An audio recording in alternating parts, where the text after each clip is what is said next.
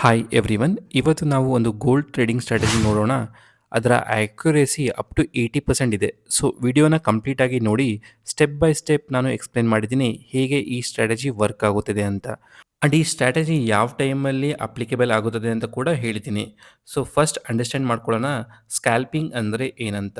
Scalping usually ಮಾಡೋದು big ಕ್ವಾಂಟಿಟಿಯಿಂದ ಒಂದು small move and with very small stop loss.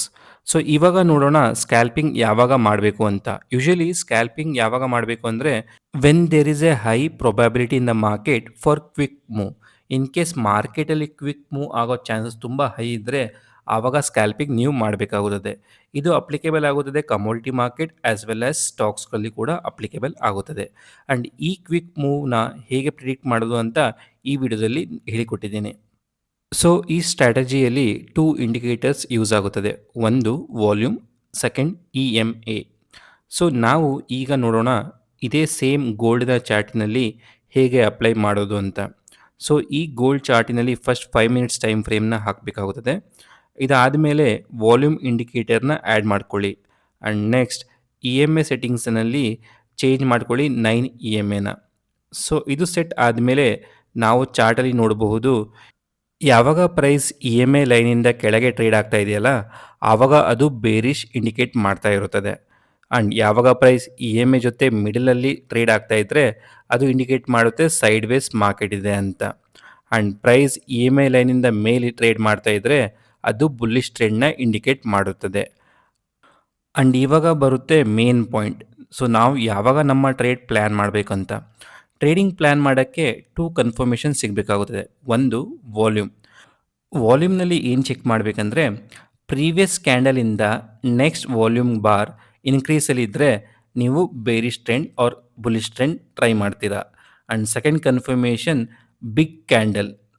So ನಮ್ಮ EMA ಲೈನಿಂದ either above trade ಮಾಡ್ತಾಯಿದ್ರೆ big candle or below trade ಮಾಡ್ತಾಯಿದ್ರೆ big candle, ಅದು check ಮಾಡಿ ನಾವು ಟ್ರೇಡ್ ಮಾಡಬೇಕಾಗುತ್ತದೆ. ಇವಾಗ ಲೈವ್ ಚೆಕ್ ಮಾಡೋಣ ಹೇಗೆ ಇದು ವರ್ಕೌಟ್ ಆಗುತ್ತೆ ಅಂತ.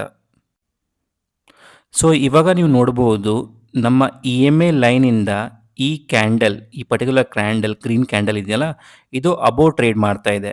So and also second confirmation ನಮ್ಗೇನು ಬೇಕಾಗಿತ್ತಂದರೆ ವಾಲ್ಯೂಮ್ ಕ್ಯಾಂಡಲ್‌ನ ಪ್ರೀವಿಯಸ್ ಕ್ಯಾಂಡಲಿಂದ ಹೈಯಲ್ಲಿದ್ದರೆ ನಾವು ಇಲ್ಲಿ ಟ್ರೇಡ್ ಎಕ್ಸಿಕ್ಯೂಟ್ ಮಾಡ್ಬೋದು ಬುಲ್ಲಿಶ್ ಟ್ರೆಂಡಿಗೆ.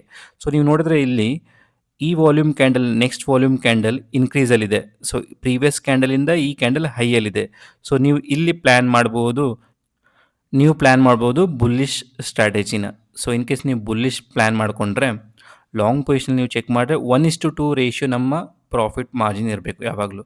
ಅದ್ರ ಮೇಲೆ ನಾವು ಟ್ರೇಡ್ ಮಾಡೋಕ್ಕೆ ಹೋಗಬಾರ್ದು. ಸೊ ಮಿನಿಮಮ್ ನಿಮಗೆ 1:2 ರೇಷಿಯೋದಲ್ಲಿ nearly per trade 2000 to 3000 rupees profit ಆಗ್ಬೋದು. ಆ್ಯಂಡ್ ಇನ್ ಕೇಸ್ ನೀವು ಬೇರಿಶ್ ಟ್ರೆಂಡ್‌ನ ನೀವು ಫಾಲೋ ಮಾಡ್ತಾ ಇದ್ದರೆ ಆ್ಯಂಡ್ ಇನ್ ಕೇಸ್ ಬೇರಿಶಲ್ಲಿ ನೀವು ಪ್ರಾಫಿಟ್ ಮಾಡಬೇಕಂತ ಇದ್ದರೆ, ಸೊ ಇವಾಗ ನೀವು ಚೆಕ್ ಮಾಡ್ಬೋದು ಇಲ್ಲಿ ಈ ಪರ್ಟಿಕ್ಯುಲರ್ ಬಾರ್ ಗ್ರಾಫಲ್ಲಿ ನೀವು ನೋಡ್ಬೋದು EMAಯಿಂದ ಯಾವ ಬಾರ್ಸ್ ಕೆಳಗೆ ಟ್ರೇಡ್ ಆಗ್ತಾ ಇರುತ್ತಲ್ಲ, ಅದು ಬೇರಿಶ್ ಇಂಡಿಕೇಷನ್ ತೋರಿಸ್ತಾ ಇರುತ್ತೆ. ಸೊ ಇಲ್ಲಿ ನೀವು ನೋಡ್ಬೋದು ಈ ಪರ್ಟಿಕ್ಯುಲರ್ ಚಾರ್ಟಲ್ಲಿ ಇಲ್ಲಿ red candle below the EMA ಲೈನಲ್ಲಿದೆ. ಆ್ಯಂಡ್ ಆಲ್ಸೋ ನೀವು ಸೆಕೆಂಡ್ ಕನ್ಫರ್ಮೇಷನ್ ಚೆಕ್ ಮಾಡ್ಬೋದು ಪ್ರೀವಿಯಸ್ ಕ್ಯಾಂಡಲಿಂದ ನೆಕ್ಸ್ಟ್ ಕ್ಯಾಂಡಲ್ ಹೈಯಲ್ಲಿದೆ.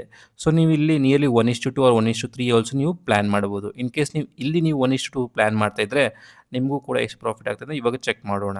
ಸೊ ನೀವು ಶಾರ್ಟ್ ಪೊಸಿಷನ್ ತೊಗೊಳ್ತೀರಾ ಆ್ಯಂಡ್ ನಿಮ್ಮ ಕನ್ಫರ್ಮೇಷನ್ ಕ್ಯಾಂಡಲ್ ಇದಾಗಿರೋದ್ರಿಂದ ಇಲ್ಲಿ ನೀವು ಶಾರ್ಟ್ ಟ್ರೇಡ್ ಮಾಡಿದ್ರೆ ನಿಯರ್ಲಿ 1:2 ರೇಷಿಯೋ ತೊಗೊಂಡ್ರೆ ನೀವು ಪರ್ ಟ್ರೇಡಿಗೆ ನಿಮಗೆ ಅರೌಂಡ್ 2000 ಟು 3000 ರೂಪೀಸ್ ಪ್ರಾಫಿಟ್ ಆಗ್ತಾಯಿತ್ತು. ಇನ್ ಕೇಸ್ ನೀವು ಇನ್ನೂ ಇನ್ಕ್ರೀಸ್ ಮಾಡಿದರೆ 3000 ಟು 4000 ರೂಪೀಸ್ ಪ್ರಾಫಿಟ್ ಆಗ್ತಾಯಿತ್ತು. ಈ ಸ್ಟ್ರಾಟಜಿನ ನೀವು both commodity market as well as stock ಮಾರ್ಕೆಟಲ್ಲಿ ನೀವು ಟ್ರೈ ಮಾಡ್ಬೋದು. ಆ್ಯಂಡ್ ಇನ್ ಕೇಸ್ ನಿಮಗೆ ಈ ವಿಡಿಯೋ ಇಷ್ಟ ಆಗಿದರೆ please like the video, share the video and thank you for watching.